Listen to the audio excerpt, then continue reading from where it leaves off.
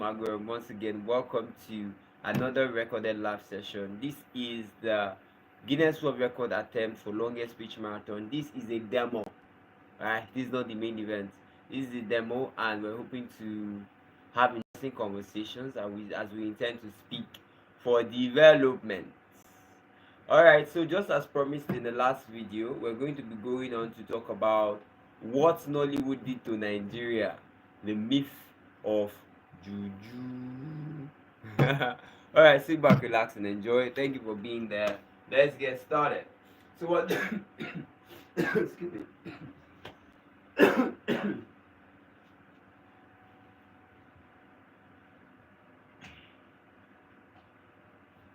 Welcome back. So my name once again is Wisdom Agorom, and what Nollywood did to Nigeria, the myth of Jew. Now I know you must have, if you're Nigerian, you must have seen the Nigerian movies, in not the recent ones. I mean the Nigerian movies of the 1990s and the Nigerian movies of the early 2000s, and usually they actually have this narratives that they usually run in the movies, and they run it's the grace to grass narrative, or it's the grass rather to grace narrative, or grass to grace back to grass, or it's the grace to grass back to grace. So what I mean by grass, I mean like the main character is considered to be poor, right? The main character is poor. That's when this starts from grass, and then towards the end of the movie, the main character suddenly stumbles on some level of wealth, and then it's cheered by everybody. Yay! Finally, the movie ended well. Really, did it? If you literally watch through, right, you come to realize that the movie may have lasted for an hour 30 minutes, right? But you spent up to an hour 10, about 20 minutes watching your main character wallow in poverty. Have you thought about it?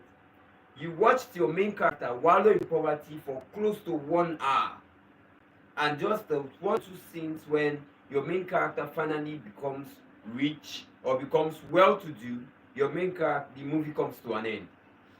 Or you actually, what I just described now is the grass to grace storyline, and now you now have the other grace to grass back to grace storyline, where your main character, actually you don't get to even see your main character we as a well-to-do character. You start seeing the movie usually starts with an evil report, more like a bad news at the beginning of the movie, where they come to tell your main character that you literally just probably let me just take a skip right now. Okay, the little girl is in the house, and then the phone rings, and then she picks up the call and say your mom and dad just died in a car accident, or maybe some men from the police force or whatever just shows up at the house and say we have bad news for you, your mom and dad just died in an auto crash or in a whatsoever. So now your main character from the beginning of the movie moved from grace, went all the way to grass. Probably they had these wicked uncles and wicked aunties, and they came and took all of the fathers and mothers' wealth, and they now made the girls suffer or the boys suffer. You understand? And then all through the movie, your main character is suffering.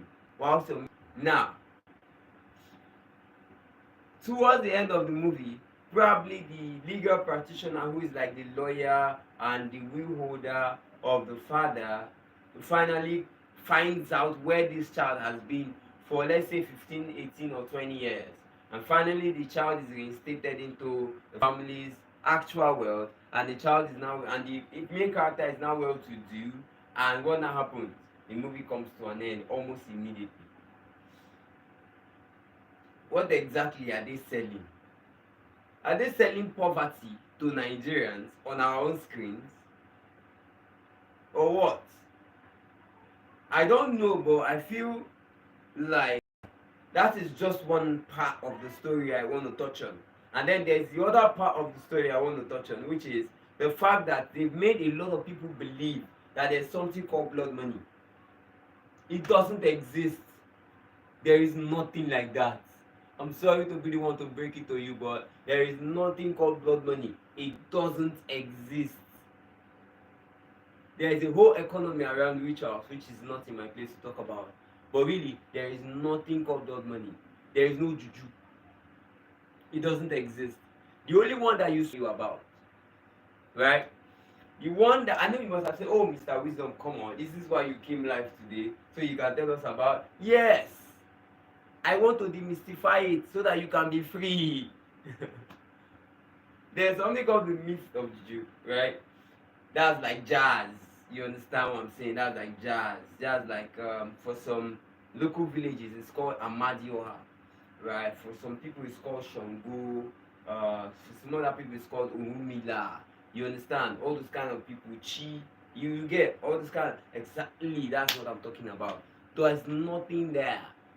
I don't know about you, but I'm a believer, and Jesus Christ said that all the powers in heaven, all the powers on earth, all the under the earth, he has given, it has been given to him. And before he ascended to heaven, he said, "I have given it to you." So guess who is in charge? Guess where all of that power is? Listen, there was a room, and there was something in the room. Now, what that information simply means is that what is in that room has been taken out of that room. Does that room still exist? Yes. But the one who is in charge of that room will make you feel like there's still something in that room. But when you have an understanding that there's nothing in that room, nothing in that room can actually hurt you. Hey, but Mr. Wisdom, I've seen where they did this one, and then the thing happened to the person. I'll tell you how it happens. It's on a simple, very not very simple, but it's explainable. I can explain it, right? There's something called shared belief. You heard me? There's something called shared belief. Now, shared belief, the concept of shared belief is simply saying that I believe it, you believe it, and because we both believe it, we bring it to manifestation. Right? Regardless of whatever thing is happening, so long as you believe it, I believe it, will bring it to life. So really there's no power there. There's really no power there. But the belief that you put in it now brings about the power that's actually the problem that you now get to encounter. Let me put this up a little bit. Alright. So really there's nothing there. Really there's nothing there. It's all a matter of your believing that there's something there and the other person believing that there's something there. And remember, it says, whatsoever thing that two of you shall, whatever thing as touching that two of you shall agree on earth, it shall be delivered unto you. Think about it for a moment. I will explain something to you. Now, if you would ever think for a moment that, okay, I'm just jiving, right? If you go and see Babalawo now or Ezemo now, Ezemo will give you technology. Yeah. One key or one soap, yes, or some glass cup and cloth, one red cloth that was made in the factory. That's technology. Cloth, maybe soap, maybe key, maybe needle, maybe technology, please. And then he pours maybe one goat blood on it, and then puts fowl feather around it, and then we say it's charm. Let me tell you something. When your jazz was raw, where there was no technology, your jazz was beating. Jazz is not a recent invention. Jazz has been there even way before colonialism. There was jazz before slave trade. How come your juju, your Urumila, your Amadioha did not kill the people that came to enslave his people? I don't know, but I want you to answer it. It doesn't exist. If there was anything called power there, it's no longer there. It's all in your mind. You've literally been programmed. You've seen a lot of movies where you've seen it work. So in your mind, you believe it works. But in reality, nothing there works. This is a life story I want to share with you. To show you that it's all in your mind. A life story I want to share with you. Now, I once lived in a neighborhood that so this woman came to our shop one morning, and she found something that they tied with one red cloth and all that, and then she kicked it mistakenly without actually seeing it. And it was after when she kicked it that she saw it. You understand? And then she, because of the movies that she had watched and the programming that she has received, she thought in her head that, oh my God, this is a what? A charm. Like, calm down. Alright. So, because she's faith-based, she actually put the phone across to her pastor. They came, they poured oil, drama. I'll explain that one. Drama. Why Africans can, if Africans don't see drama, they cannot relate it with power. I'll explain that one. Now, hold on. They did all they did, and then, guess what? The pastor also kicked the same thing into the gutter to show you that there's nothing there. And nothing happened to him. Guess what? Nothing happened to our woman that day. The next morning, nothing happened to our woman. It was the next day that our woman came out and said, see my leg, oh, in local balance. My leg is actually swelling. Like, see my leg, oh, it don't dey swell, oh. And everybody is like, what happened? He said, no be that.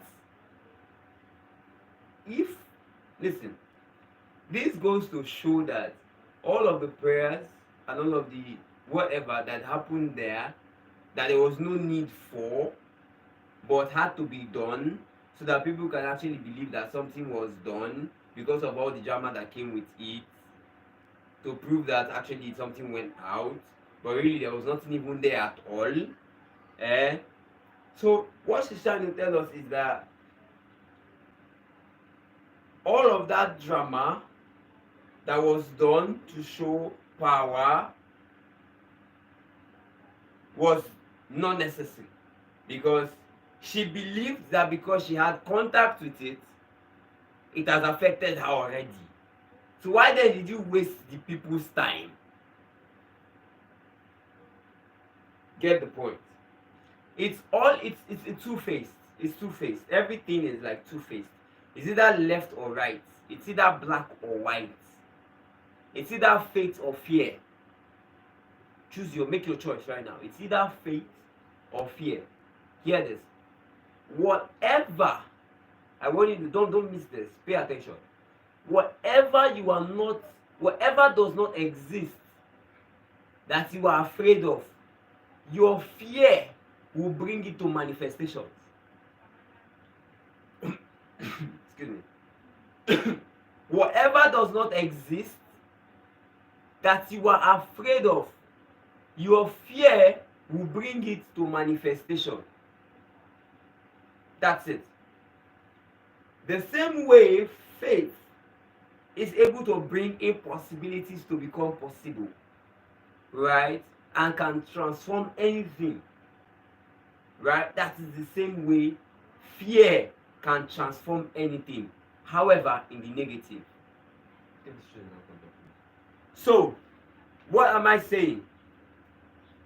Whatever you are afraid of will come to life. Whatever you have faith in will come to life. That's all. So, why did the charm work, Mr. Wisdom? The charm worked because the person that sent it or brought it believed that there's power there. The woman that kicked it believed that there's something there. That's the principle of shared belief. That was why it worked. And let me also tell you, nothing really worked. But let me tell you why our woman's leg swole. Excuse me. I had this flu. Excuse me. So this is why it works. I'll tell you. So a woman went home that night and was thinking in her head, will anything happen to me?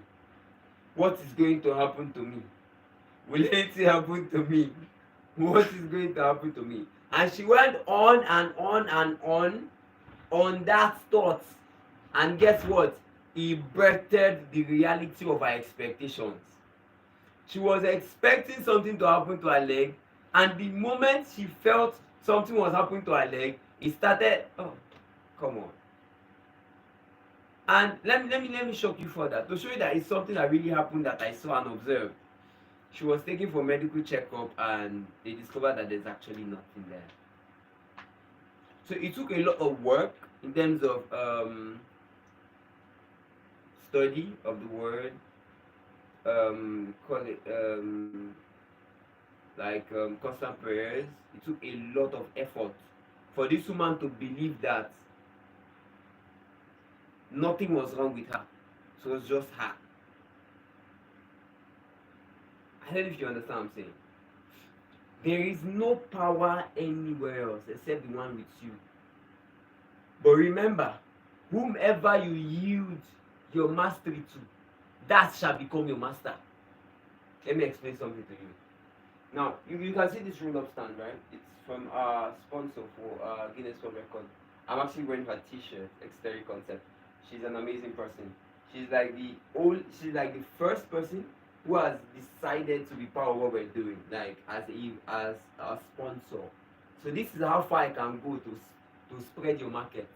So come on board, come and be a sponsor for this project, right? So now this is the roll-up stand of Exterior Concept. Pay attention, please. If not me, not you, someone else wakes up every morning and comes to this roll-up stand and roll-up banner and says, "My God, I worship you. My King, I worship you. My God, I worship you. I worship you." You do it in the morning, you do it in the night. After 3 days, probably in the 4th day, you will hear. The person will hear, not you. Not me, not you. I know you're wise. I'm also wise. We will not do that. But that person will hear.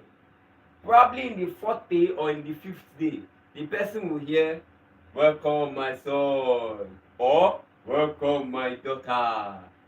And you know the interesting thing?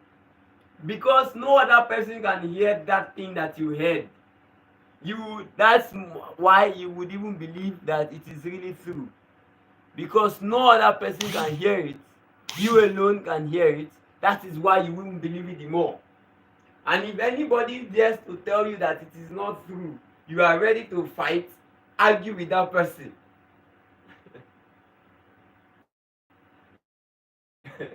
So this is the thing. Now, when the person hears, and then the thing goes, "Kill your mother." He said, "Who killed my Lord?" He goes, kills his mother, right? And then he comes again, say, "Kill your father." The person goes, "Kill your father." You know what is happening? You know what is happening? That submission of power that was done continuously, right, created a division in that person's mind mentally. Honestly, that person is hearing.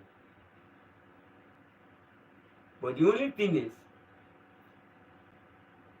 your mind is speaking to your mind, creating an internal division and conflict entirely.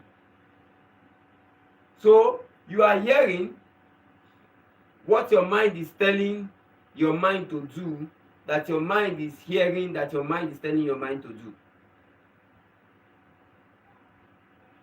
You get the point? That's it. That's it. That's it. That's it right there. Shared belief. Shared belief and programming. You and I have no idea how much seeing all those movies has programmed us, because we fail to realize that our eyes and our ears are the gateways to our minds. What you see and what you hear consistently and constantly will form a reality in your mind. I don't know about your childhood, but the childhood that and the childhood of a lot of other people about my age, if you're born in the 1990s and probably in the early 20s, early 2000s, I mean, you must have heard of these different names. I'm going to call them for you. You must have heard of Lady Koi Koi. It's not real. Never existed. Bush Baby. Not real. Never existed. What's the other one again? Ojuju. Not real. Never existed. Let me tell you about the Ojuju part. I have a very interesting story to tell about the Ojuju part. Now, so this is what Ojuju does to you. This is what happens. Now, when you've constantly heard Ojuju, Ojuju, Ojuju, Ojuju, if for any reason there's no power supply in your house and there's no adults in the house, you cannot stay in your house as a child. Because the notion is Ojuju lives in the dark. So anywhere that is dark, you can never be there alone. Are you seeing the problem? Creating internal conflict. And then we have people tell us that they actually saw Ojuju. You did not see nothing. I actually saw Lady Koi Koi. You saw nothing. Bush Baby kill people. That was a big lie. Mr. Why are you touching all of this? I want to demystify it. There's nothing like jazz. It does not exist. It only exists in the mind of the person who is initiating it and the person who it was initiated for that believes it is there. The both of reality, nothing else. And then I asked you, let's go back to that woman. Right, that woman. Can we go back to that woman? Actually, she's fine now, right? Because she has been able to come to the point where she realized that actually there's no power anywhere else except the power that is in her through Christ Jesus, right? She's come to that understanding, and that literally that was the only thing that literally took her from the point where she was afraid to the point where she now has a lot of faith. You understand that point? So that's it. So that's all you need. New information. New information, right? So what have I been trying to tell you? I've been trying to tell you that you have no idea how much you have been influenced by what you saw in all the movies you saw growing up, right? You have no idea how much you've been influenced by all of that other stuff. So because you've seen it so much work in movies, you now come to think and imagine in your head that this is true, when in reality there's nothing there. Even the concept of rituals for making money as blood money does not exist. You can't kill a person and get money. That's not true. This is not the video for it, but I'm telling you, it is not true. So guys, that's it. What Nollywood did to Nigerians. In our growing up years, they showed us a lot of wonderful movies. There's this very classic epic one. You know now. I don't want to mention any movie titles really. I don't want to do that. Yeah, I don't want to mention any movie actors. But these are fantastic people, right? I want to salute them because they literally made our childhood something enjoyable, right? I want to salute everyone who is an actor, an actress. Not today's people though. I mean those in the 90s, those I think they were making movies as at the 80s. I'll check my records. But you know the people I'm talking about, early 2000s, that make those amazing movies. Producers, directors, DOPs, makeup artists, locations, whatever. All those people, the entire crew, right? I want to salute every one of you. You guys did an amazing job. Only that you were destroying us with information that has literally caged us, right? But regardless, you made our childhood an amazing experience, right? Looking back now, I'm actually laughing. Which we have a whole lot to talk about as young adults right now. So really, I want to say, well done. You have my respect. You've actually earned a lot, and you actually made a lot of fortune and popularity with the work you did, and that's enjoyable. I want to applaud you right now. So please do well to take it. All right, well done. So let's move to the next speech. So we'll be looking at the ABC of life. Are you there? We're going to be looking at the ABC of life. So for letter A, we're going to be running through every single alphabet. Every single alphabet. Are you with me? We're going to be running through every single alphabet. You have to just excuse me, right? Because I'll be coughing intermittently. I'm hoping I don't get to cough again. But whenever it does come, please do well to just excuse me and focus on what I'm saying, right? Because that's why you're watching. All right, so we're looking at the ABC of money. Let's jump right into it. So letter A, is attitude. Attitude. So we have 3 A's, though it's not a grade in school, sir. We just have 3 different things we want to talk about under letter A. So we have A, attitude. Having the right attitude at every single point in time is what will guarantee the altitude that we desire. Having the right attitude at every single point in time, right, is what would bring forth the altitude that you desire. Because if you think about it properly, you've come to realize that at every single stage in your life, right, the attitude that you portray is what will determine whatever will happen in your life. So here is the stuff. Now listen carefully. Access to create altitude literally is possible only when you have the right attitude. Altitude is possible only when you have the right attitude. Regardless of when the wind is blowing from, regardless of whenever you see the sun in the sky, you just have to put up the right attitude at every single point in time. It will determine every other thing in your life, right? So this is what I want to say to you right there. This is what I want to say to you. Having the right attitude is a product of having the right perspective. Your perspective to life is what will inform the attitude you will have to life, and your perspective is created from the information made available to you that you've actually dwelled on, right? So whatever information that you are dwelling on is what is forming the perspective that you will have, and that will inform the attitude that you will have. So if you've ever had issues, right, when we regards to having the right attitude, the best way to change your attitude is to get new information. That's it. Get new information. And hear this. Your mind cannot inspire itself. Did you know that? Your mind cannot inspire itself.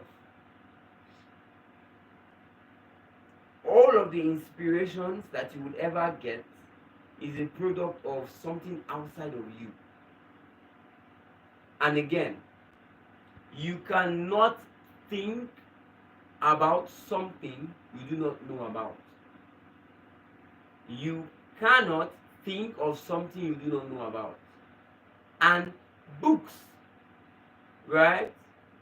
Books is a great source of information that will transform your life from what it is now to what you never imagined it could be. Everyone who has made it great in life will tell you there were certain books I read that unveiled this, this, and this to me, right? And following all those principles, I was able to achieve all of all this that you're seeing today. So, book reading is an important aspect of your existence and your personal development journey. So, if you want to have a better attitude, right, you discover that sometimes your attitude actually gets to pull things off away from you a little bit. You need to now make adjustments, right? So this is what I'll tell you. Book reading is an important aspect of your personal development journey. That is why it is one of the key things we're promoting in this project. Book reading is one of the key aspects that we're promoting in this project. So we're promoting 3 ideas: book reading, public speaking, and the essence of purpose discovery. Did you get that? Book reading, public speaking, and the essence of purpose discovery. These are the 3 ideas we're pushing out with this project. So it's not just about me trying to speak for long hours, because it's a difficult thing. I've been practicing since Monday. It's a very difficult thing. This is over 50 hours, 50 something hours I'm counting right now. It's a very difficult process. But I understand that these 3 ideas, if you can have a hold of these 3 ideas, your life will be a lot much better. The whole world will see you, the whole world will hear you. So, to get a better attitude, you need new information. And book reading is the way you can actually get new information. So, make a conscious, deliberate effort today to get books and read them. I have a shelf. This is so little, but there's more, right? I have more ebooks than hard copy books. I have over 2,000 e-copy books, right? And all of that we made available to everyone who's going to be part of the event in August, right? You're giving free access to the entire library that I've gathered for over 6 years, right? So that's basically one of the things we'll be giving out on the event during the speech marathon, the actual speech marathon in August, particularly on August 25th. So therefore, the first alphabet is A, and remember, A for attitude. I said we had 3 A's. The second A is access.